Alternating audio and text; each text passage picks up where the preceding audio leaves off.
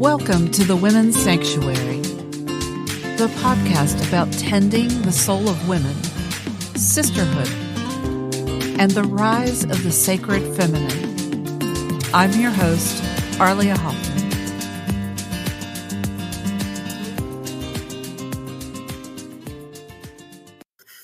Hi, everyone. Welcome to this special live edition of the Women's Sanctuary. It is quite a day. It is, I would call it an historic day. And my friend Marcia Wade and I have been chatting, and every time she posts an update on Star SiSter Astrology, I'm like, Marcia, we got to talk about this. And so here we are today on this amazing day. So welcome to the Women's Sanctuary, everybody. I'm your host, Arlia Hoffman. And my guest today is Marcia Wade of Star SiSter Astrology. Marcia, welcome. Thank you, Arlia. I'm really happy to be here. I'm thrilled to have you. Please tell everybody who you are, what you do, and maybe a little bit about you and how you came to be Star SiSter Astrology. So I am a grandmother who lives in Atlanta and have been falling in love with the stars since I was in graduate school. Mm-hmm. I'm Aquarius rising, so how I got to be 29 years old without knowing a thing about astrology, I don't know. But it was my graduate school advisor who came bursting into my office. I was the research associate in a women's studies program way back in the day. And she said, Marcia, you have got to do what I just did this weekend, and you need to do it soon. And she had come to Atlanta and had her astrology chart read. And I guess on some level, I knew it was time. I was about to have my Saturn return.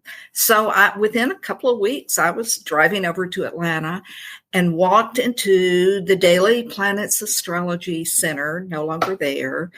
And I mean, it couldn't have been 10 minutes into the reading when I start feeling this click, click, click, like, oh, and leaving, as I was walking out, I made a vow. I think I realized it was a vow. I didn't even say a word, but I thought, I'm going to learn everything I can about what just happened in there. And that was like in the that was 1982 to be exact. So there was no internet. And I was living in Tuscaloosa, Alabama, like no astrologers at all. So it was kind of a matter of reading this book. And every time I'd go to a different city, find the bookstore, see if they had an astrology section, ordering books that, would be mentioned in the books I was reading. And finally, a couple of years later, one day, I remember it like it was yesterday, I looked up at the sky, and I wasn't really in the habit then of talking to the sky, and I said, I need a teacher. I can't learn anything else without a teacher. Within 2 weeks, somebody says to me, hey, have you heard about that astrologer who just moved here from Portland, Oregon? Wow. It's like, whoa. Later, he told me he'd had a dream that it was time for him to start teaching. He didn't know he was going to be teaching one student. Astrology is not that easy to learn, especially when back then there was no internet to kind of, we can kind of teach ourselves a lot. And with astrology, we're always students. There's always more to learn. But so he offered a class, and by the end of the class, the first session, like this long table is full of people, but by the end of the class, there was one person left, and that was me. And he tutored me for several years. It was kind of like he just took the top of my head, opened it up, and just poured in everything. And one thing led to another. It was a long time after that before I realized I had to do this thing, that it was, it had been calling me for a long time. So for about 10 years now, a little more, I've this is all I've been doing, Star SiSter Astrology. And it's a funny thing about astrology, as I'm sure you have realized yourself, the more you tune in, the more they have to say, It's definitely a two-way relationship.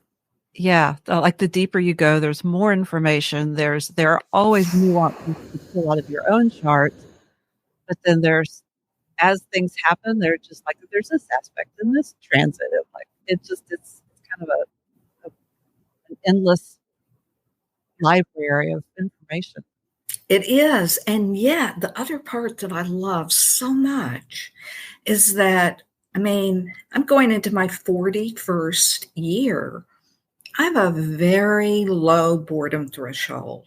And there's nothing else that I am even more interested in now than I was when I first learned about it, except this. But what I love the most is it's the simplest things that are actually, to me, the most mind-blowing. Like the fact that we're connected to the moon and the sun and the planets and the stars. Like they're part of us. That really still, I think, is kind of mind-blowing. Yes, we are. We are connected. That blows my mind too. So let's talk about why we're here today. November 8th, 2022. The total lunar eclipse was this morning. I missed it, but I did get to see the sunrise. But you know what? I took your words to heart, or somebody's words to heart. We're like, you don't have to see it. We're in it. Like it's going to impact us regardless. Talk about what today means, kind of what's in the sky, and just however you want to frame this moment in time. So first, I want to say just a little about what a total lunar eclipse is, because it's so profound. At a lunar or a solar eclipse, these are the most potent of new and full moons. And it's easy for us to forget that our lives depend on the sun and the moon. We can tune that out in a way that our ancestors, it just wasn't even possible for them. But we literally eat the light of the sun to stay alive, thanks to that miracle of photosynthesis.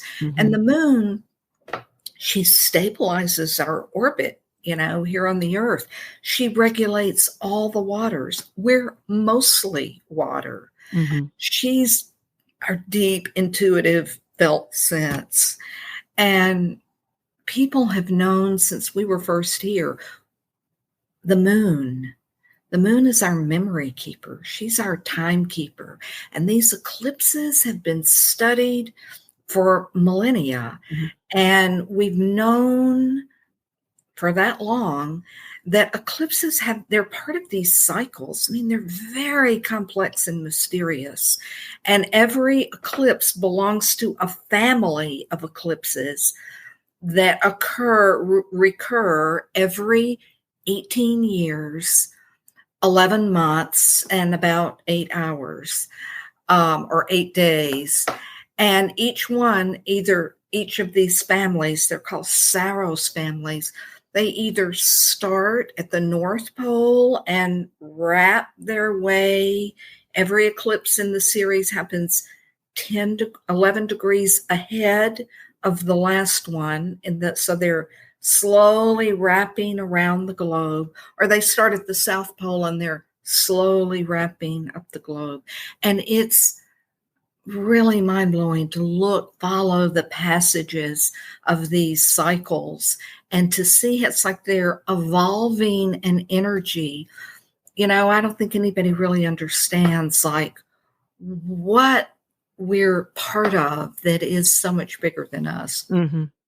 But then they also occur in eclipses and full moons in these other cycles called metonic cycles, which repeat in the same degree for like up to 5 times every 19 years. So one of the many things that's super rare about today's eclipse is this is an eclipse that between those two cycles, this energy has been activated 7 times already in the last since 1950, the last 72 years.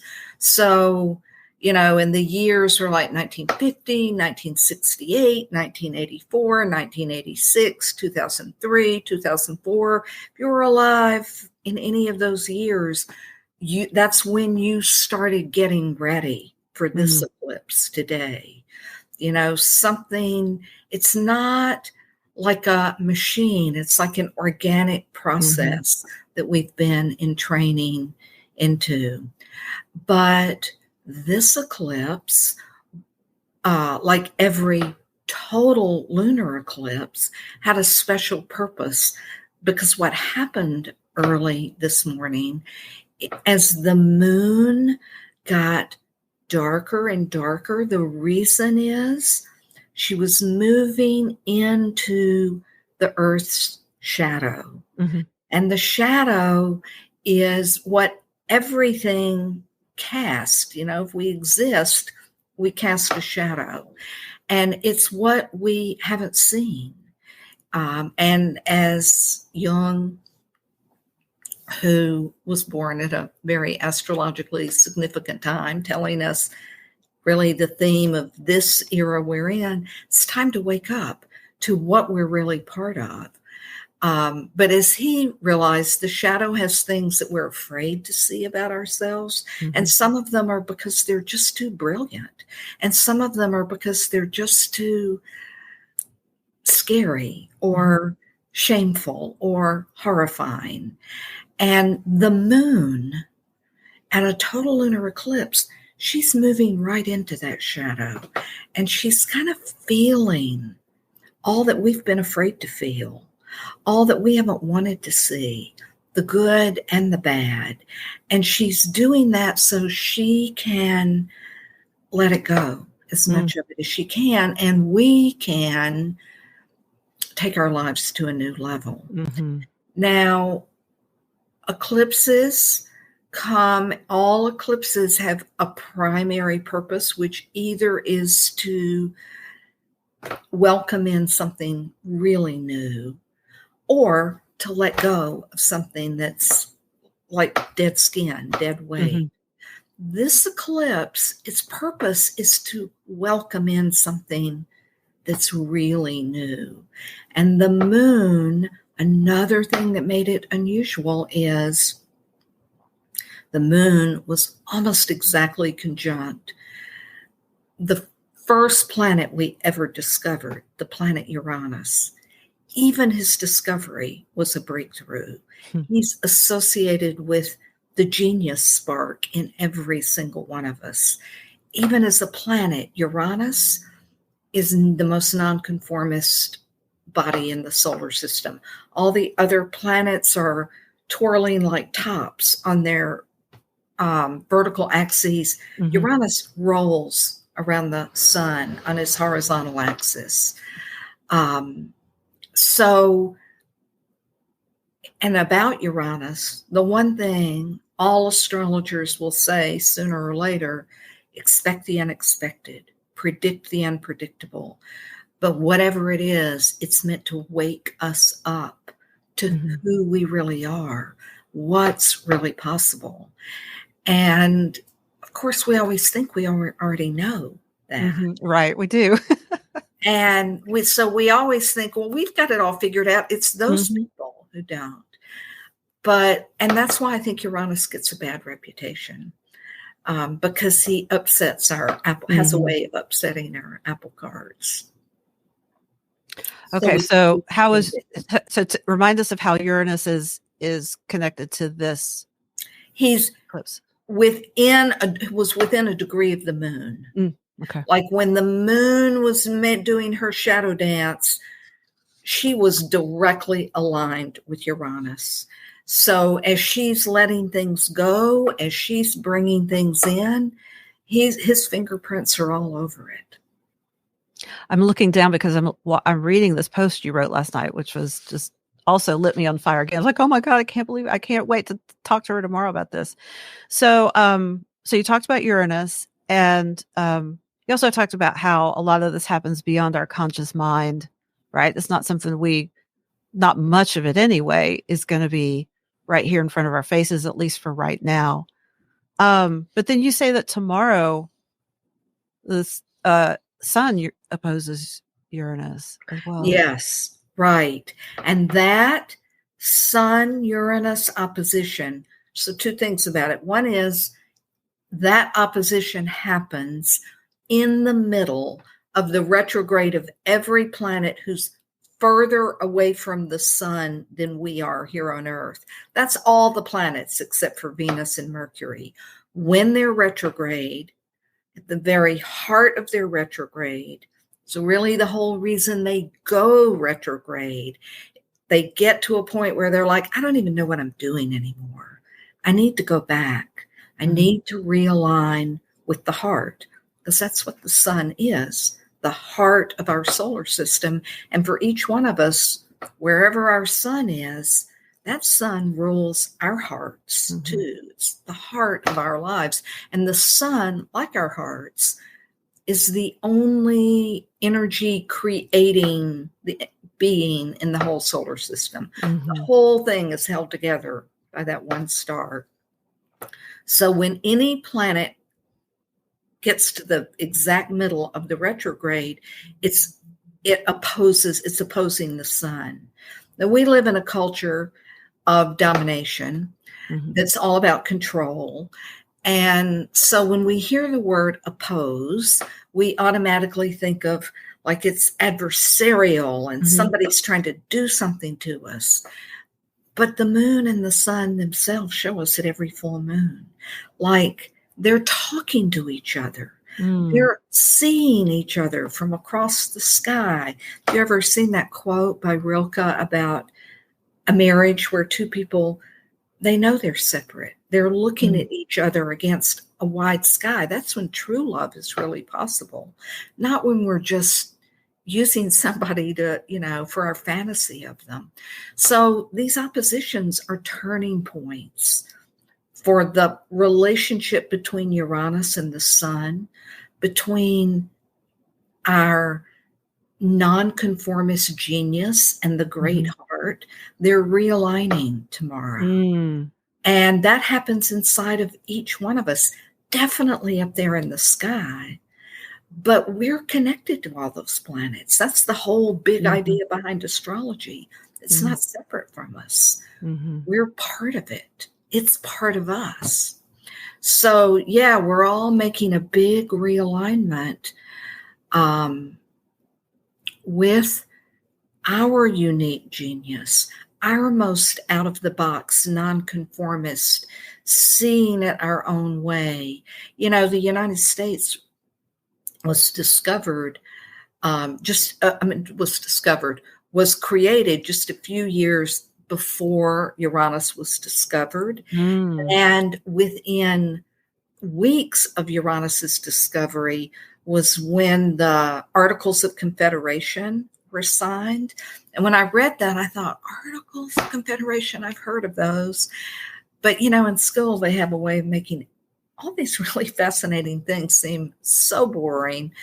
I had to go look it up. That was like, the Declaration of Independence was like this bold, kind of like, when we went off to college, I don't need them anymore. I'm in charge of me.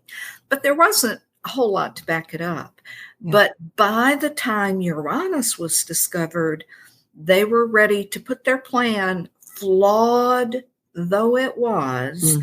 They weren't talking about everybody. They were talking about white men who owned property. But still, nobody else had ever said, we don't want a king. We're not going to have a king. In Europe, people thought that was insane, absurd, couldn't last. So by the time of the Uranus discovery, that's when they kind of came up with their first working plan. Here's how we're going to do it.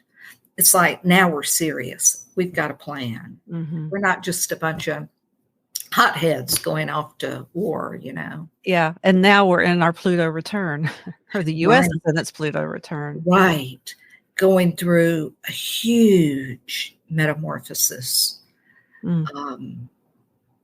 Yeah, I mean, in a way that we really don't even understand yet. I mean, we can see a lot of the signs around us, and we can feel that it's important. We can feel big things are happening, and there's chaos in some corners and transformation in others. What are you feeling? What are you seeing?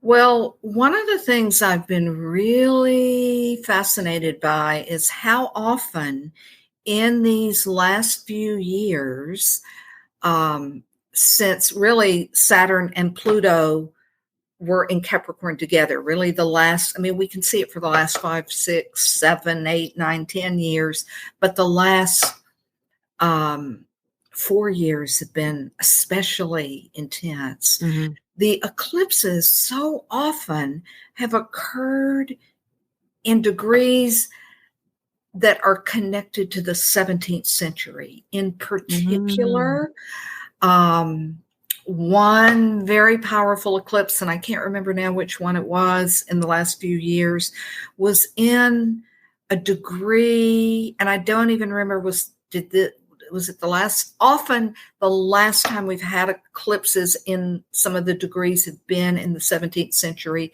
For example, on the date that the colony of Georgia changed its laws so that the amount of slaves, human slaves that someone could own would not be limited.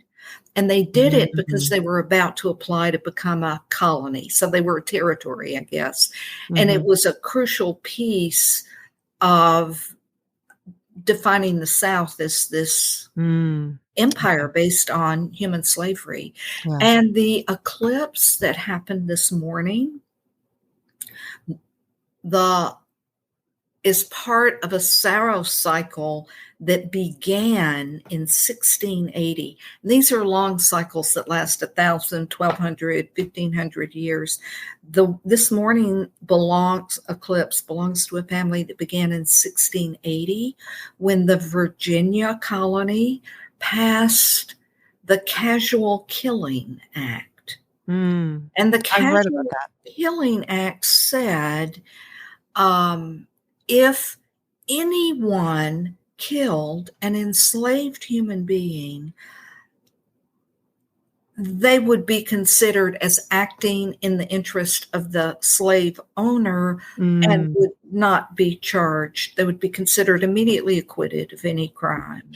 Yeah. Wow. And it's uncanny how this is why, the word memory and the word moon and the word month, they all come from the same root. And it's uncanny to see.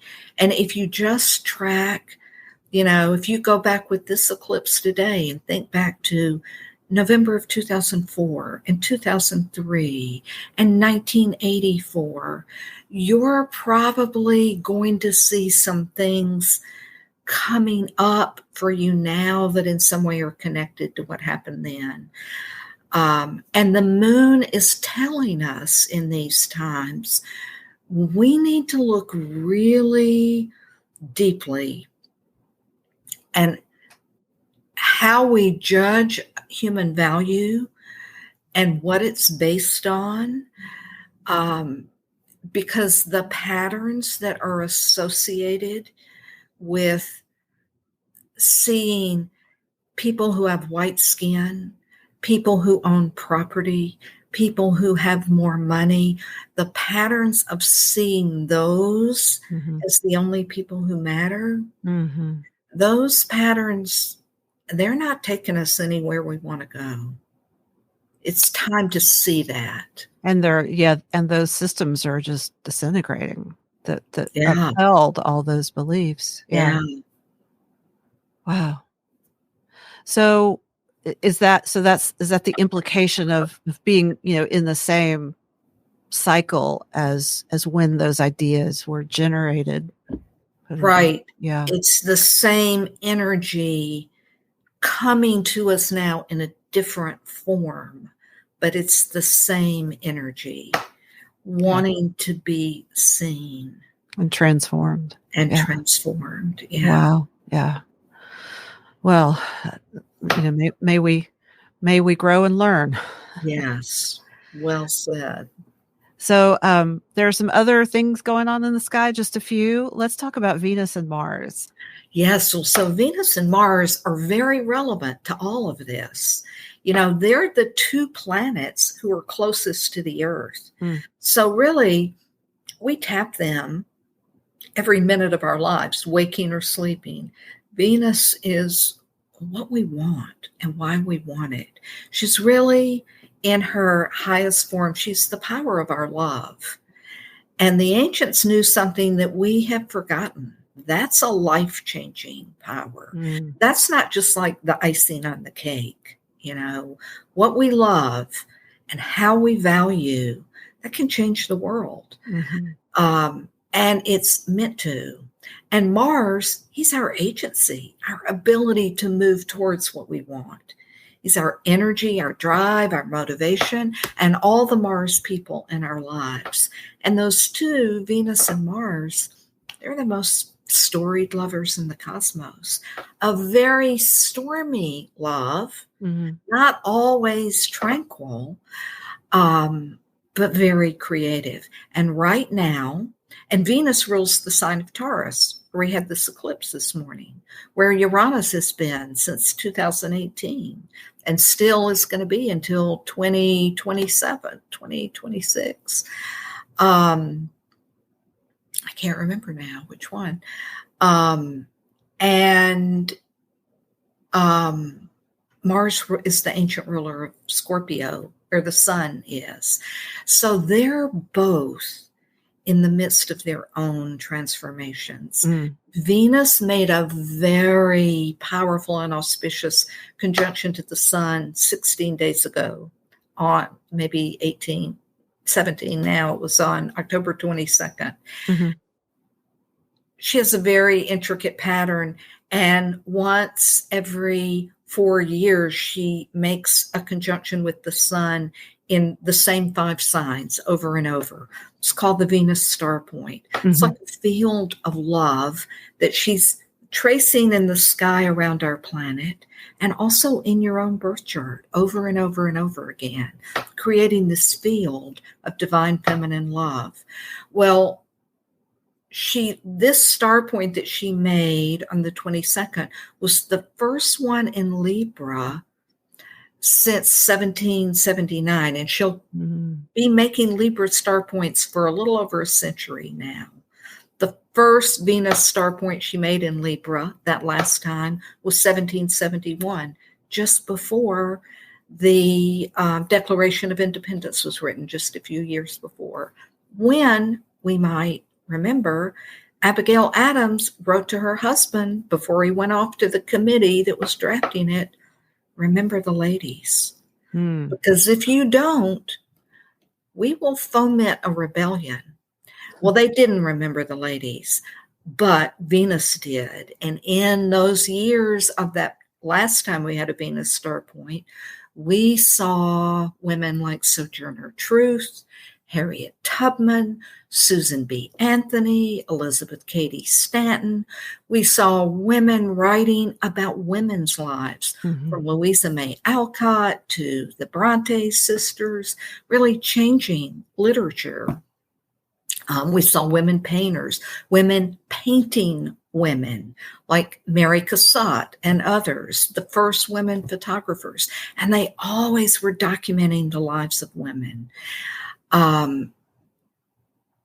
So I think this Venus star point is very significant, and it tells us why we're seeing such fierce desire to control women's bodies, women's power, women's voices, because it's time, you know. And then Mars now, I've been feeling for a long time, as I've really been thinking more and more as we see so much collapsing, that we think of this way of living, not necessarily with the computers or even the electricity, but basically this patriarchal way with war constant as kind of the way it is. But actually, what we know is that we've been on this planet 10 times longer than we've had war, 10 times longer than we've had patriarchy. And, the planets have been around longer even than that. So if this culture of domination is recent in our history, then so is the way that the box that we have put Mars into, the aggressor, the violent one, the warlike one. That's a pretty new box. And I really have been feeling for the last few years, Mars is tired of that box. He's tired of being conscripted by the dominators to go off and fight their wars and stir up things. And, and we all know he's a part of all of us, every single one of us. And this retrograde, and Mars goes retrograde less often than any other planet. He's our go energy. So for him, slowing down, turning around, going back is something he doesn't like to do at all. But he's doing it now. And he's doing it in the sign of Gemini, the twins. And I really feel like he's asking us to let him find his other side.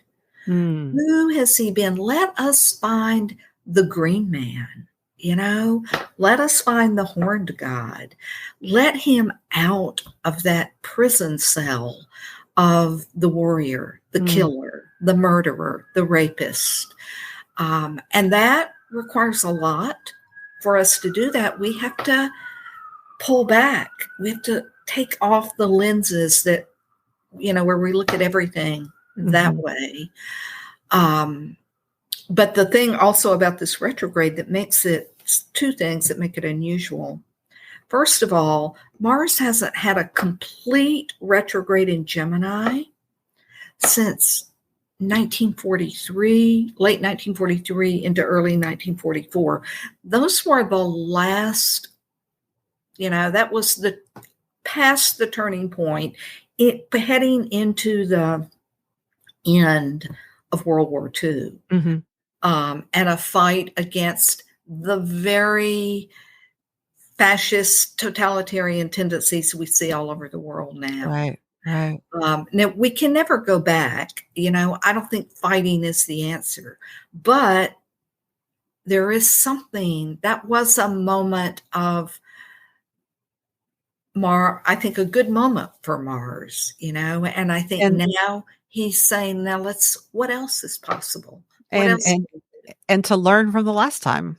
Yes. And to learn from the last time and the last, how many wars, I mean, the last 1,000 times, the last 10,000 times. Yeah. So where are we headed? I think you said that, the kinds of things that are shifting now, we really won't even fully see, at least for the next 6 months or so. Yeah, we're headed into, so first of all, let me say this, but I think the real answer is it depends on us, but it's not all on us. Because what's happening now, we're the space where it's happening here on Earth. And so I think a lot depends on how do we hold that space? How do we nourish that space? How do we protect that space? Do we, if we think about the eclipse today, conjunct Uranus, whose essential message is wake up. Wake up to who you really are. Bob Marley was one of my favorite Aquarians, and his song, Liberate Yourselves from mental slavery. Only ourselves can free our minds and our hearts. And once we have done that, who knows what can happen, what we can do. So I feel like that is the big message of this eclipse. Wake Oof. up, you know, Yeah. walk out of the prison cell we've put our minds in and our hearts. The belief that there's no hope, the belief that we are made of and connected to an intelligence so vast we can't even comprehend it. You know, the intelligence that makes the sun come up every morning, the intelligence that made the Milky Way galaxy, the intelligence in every star. That's what we're made of. To believe nothing can change is, to me, that's a spell that we need to break. Yeah. That so resonates with me because even in the midst of all my spiritual journey and awakening over the years, the last 2.5 have been extraordinary.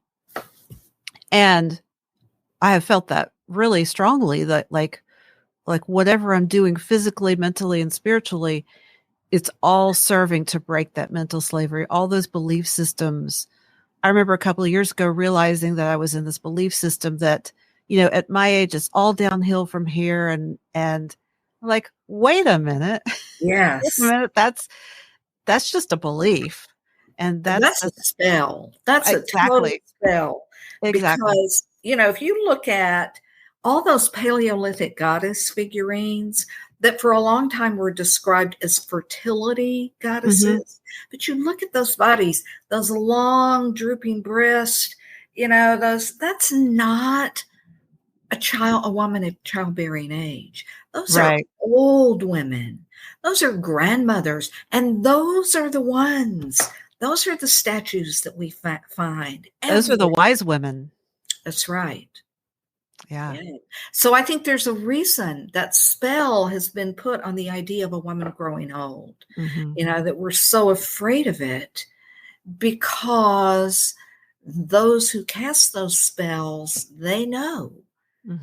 Well, it reminds me of going back to what you're talking about, the tightening of control over women's bodies, because probably we all know on some unconscious level that we're beginning to wake up to our own power and the power of absolutely, and our connection to the infinite, which is also reflects our power. And you know what? Conjunct the sun today, as the eclipse was happening, and every full moon, it's the moon and the sun together doing it, making doing the dance. The sun was exactly conjunct. The asteroid, these are, the little fragments from the creation era of the solar system. The asteroid Circe, the enchantress, was conjunct the sun. So I do think that's another thing that this eclipse is literally about, breaking the spells. Yeah, the spells that we've inherited, bought into. Yeah. I'm all about that. Yeah. All about that. Wow. Well, that's exciting news. To me, that's encouraging, because we all have the power to hopefully wake up to the things that we have believed that aren't real, get in touch with what's true for us at our core, not what we've been conditioned to accept or believe. So that's exciting. I mean, honestly, when I look out at the world, I'm not seeing things that make me, I do see some things. I just posted about going to vote here in Clarkston, and, I thought I was going to burst into tears in the polling place. I mean, it's like, whoa, this is so amazing. This little community of people. And I'm up in Marietta, so I know where you live, and I know how a beautiful community it is. It is.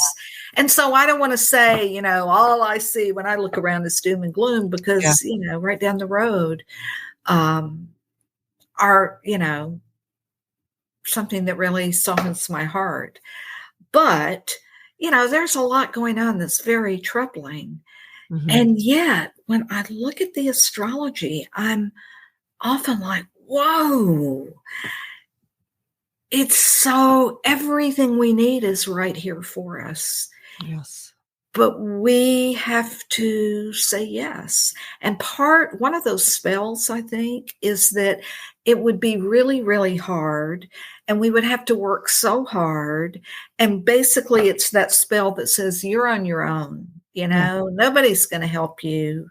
You're not part of a whole universe that wants to support you. Ooh, that So, is a spell. That is a yeah, spell to believe yeah, that we are so alone that there is no support, no help. yeah. Yeah. Yeah, we should just be lucky for whatever little crumb we get. Oh, Cling tight to it. Don't let go of it. yeah, that's another one. Yeah. Wow.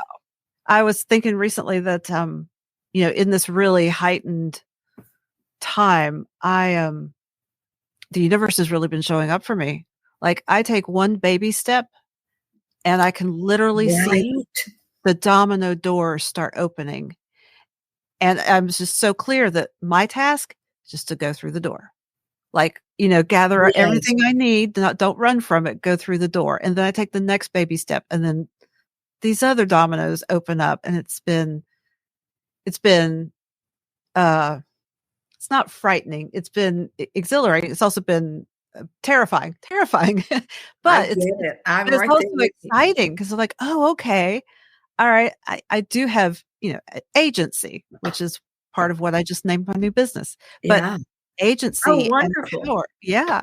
And so, because that word just came up has been very potent, recently people are discovering and owning their own agency. But as I was saying, I'm seeing the evidence of, as I take a move in the direction I'm led, the universe answers. And Yes.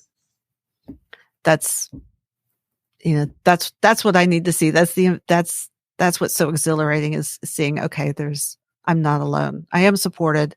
And the Yes. opportunity, if I take the opportunities given to me, I'm dancing with the universe. I think that being willing not to be stopped by Mhm. our fear or even our terror, there's something in the way you described it. There's so much power there in our not knowing that we can do it or even Mhm. how we're going to do it, but being willing to take the next step, just That's it. exactly as you said it. That is it. And that requires just being present, being right here, eyes Yeah. open, and, yeah, showing up. Yeah. Marcia, this has just been a wonderful conversation. Anything else that we need to know? Well, one thing we haven't talked about is that not only did we have a total lunar eclipse and a very powerful one this morning, followed immediately by the Uranus eclipse, but just an hour ago, a couple of hours ago, Mercury conjoined the sun, Mhm. just as Venus did on the 22nd of October. Mercury um, when Mercury conjoins the sun, it's a signal to us he's halfway between retrogrades. Mhm. And something happens to every planet who aligns with the sun, changes the planet. So all day today, Mercury, our messenger planet, the way we're seeing things, the way we're communicating, the way we're receiving, there's a kind of rarefied quality. It's like the word Cazimi, which is a planet within 17 minutes, arc minutes of the sun. Mm. There's 60 of those arc minutes in every degree.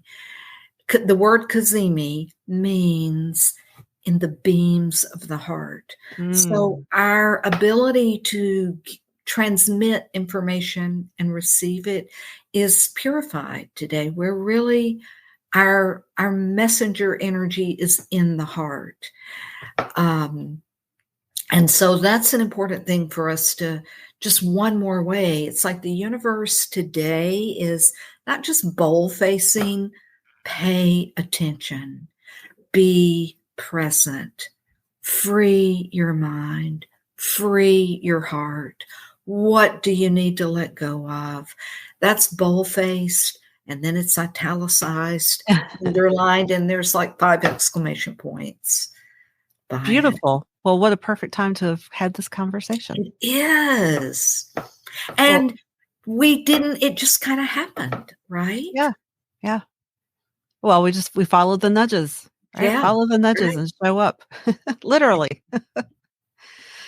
Oh, Marcia, thank you so much for this. I I've enjoyed really it so appreciate, much. your wisdom and all the pieces you bring together to help us understand what's happening, help us understand and approach our lives with more agency and presence and awareness. And so thank you for the gifts that you bring and your presence here with me today. I'm really grateful.